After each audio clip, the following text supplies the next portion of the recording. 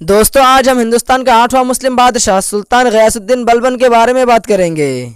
इससे पहले हिंदुस्तान का 7वां मुस्लिम बादशाह सुल्तान नासिरुद्दीन के बारे में एक वीडियो बना चुका हो। अगर आप लोग चाहे तो इसके बाद डिस्क्रिप्शन में लिंक है, वहां से जाकर देख सकते हैं। बलबन ये तुर्कों के किसी खानदान के खानदानी नाम हैं। सुल्तान गयासुद्दीन बलबन हिंदुस्तान के बादशाह बनने से पहले हिंदुस्तान का 7वां मुस्लिम बादशाह सुल्तान नासिरुद्दीन की जिंदगी में वो वजीर और मंत्री के रूप में काम करता था। सुल्तान गयासुद्दीन बलबन बहुत ही चालाक और बाहिम्मत मंत्री थे और बादशाह नासिरुद्दीन महमूद एक दरवेश टाइप का आदमी था और हुकूमत का सारा काम बलबन के हाथ में था। गोया हुकूमत वही संभालते थे। यही वजह थी कि जब सुल्तान नासिरुद्दीन महमूद 1265 ईस्वी में वफात पाई तो बलबन बगैर किसी लड़ाई या झगड़े के हिंदुस्तान का 8वां मुस्लिम बादशाह बन गया।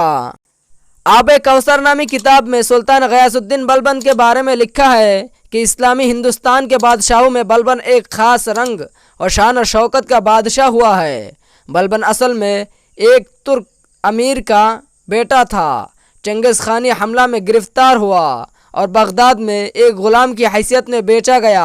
वहाँ एक बुज़ुर्ग जमालुद्दीन बसरी ने उसे ख़रीदा और तरबियत की। फिर वो दिल्ली में आया। शुरू में एक मामूली सिपाही का काम किया। आहिस्ता आहिस्ता वो वज़ीर बना, फिर नाइबुल मुल्क बनकर पूरी सल्तनत पर हावी हो गया।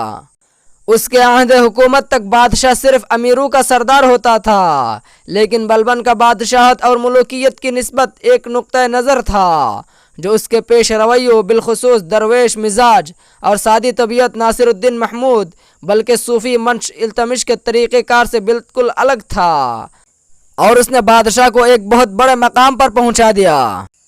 बलबन का कौल था कि नबूवत के बाद खल्क़े खुदा की खिदमत यानी कि इंसान की खिदमत का सबसे उम्दा और बड़ा ज़रिया बादशाहत है। उसके हकूक़ का पास ज़रूरी है और जो बादशाह अपना जाह और रुअब व दबदबा कायम नहीं रखता वो अपने फ़राइज़ पूरी तरह बजा नहीं ला सकता और उसकी रियाया बगावत और दूसरी खराबियों में मुब्तला हो जाती है।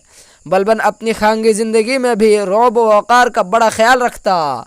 ज़ियाउद्दीन बरनी लिखता है कि बलबन अपनी तमाम मुद्दत बादशाही में किसी मजलिस में कहकहा मार कर नहीं हंसा और ना ही किसी को जुर्रत और हिम्मत होती कि उसके सामने कहकहा मार कर हंसे।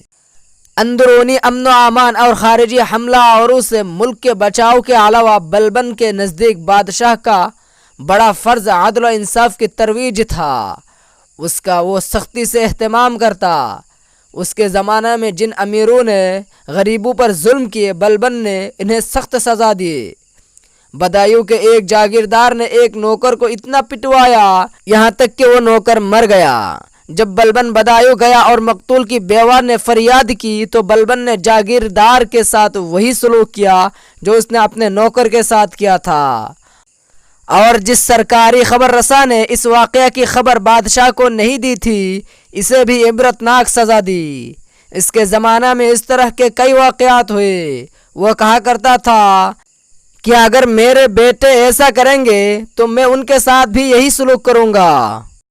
बलबन अपने बेटों से हमेशा कहा करता था कि सुल्तान इल्तमश सैयद मुबारक गजनवी के वास्ते से फरमाया करते थे कि बादशाहों के अक्सर अफ़आल शिर्क की हदूद को छू लेते हैं और बहुत से ऐसे काम करते हैं जो सुन्नत नबवी सल्लल्लाहु अलैहि वसल्लम के ख़िलाफ़ होते हैं, लेकिन वो इस वक्त और भी ज़्यादा गुनहगार हो जाते हैं जबकि वो इन 4 बातों पर अमल नहीं करते। नंबर 1, बादशाह के लिए ये ज़रूरी है कि वो अपनी शान और शौकत के रौब और दबदबा को मुनासिब मौका पर इस्तेमाल करे और खुदा तरसी और खल्क़े खुदा की भलाई हमेशा उसके पेश नज़र रहे। नंबर 2, बादशाह को हर मुमकिन कोशिश करनी चाहिए कि उसके मुल्क में बदकारी मुरवज ना हो। फासिकों और बेगैरतों को हमेशा जलील और रुस्वा करना चाहिए। नंबर 3, उमूर सल्तनत को अक्लमंद और मुहद्दब लोगों के सुपुर्द करना चाहिए। अल्लाह के मखलूक पर जिनको हाकिम मुकर्रर किया जाए वो दियानतदार और खुदा तरस लोग होने चाहिए। बदअक़ीदा लोगों को मुल्क में पनपने नहीं देना चाहिए क्योंकि ऐसे लोग रियाया को गलत रास्ते पर डाल देते हैं। चौथी और आखिरी बात यह है कि बादशाह को चाहिए कि वो इंसाफ से पूरा काम ले। मातहतों की कारगुजारी इंसाफ के साथ जायज़ा लेता रहे ताकि मुल्क से जुल्म और सितम का निशान तक मिट जाए। बस तुम सब जो मेरे जिगर के टुकड़े हो, ये बात अच्छी तरह समझ लो कि अगर तुम में से किसी ने किसी आजिज और लाचार को सताया तो मैं जालिम को उसके जुल्म की पूरी पूरी सज़ा दूंगा। सुल्तान गयासुद्दीन बलबन के बारे में आपकी क्या राय है, कमेंट में ज़रूर लिखना। अगर एक मुसलमान होने के नाते आपको वीडियो पसंद आई हो तो लाइक और शेयर ज़रूर कीजिएगा। चैनल में नए हो तो सब्सक्राइब, और अगर फेसबुक पेज से हो तो फॉलो का बटन ज़रूर दबाइएगा।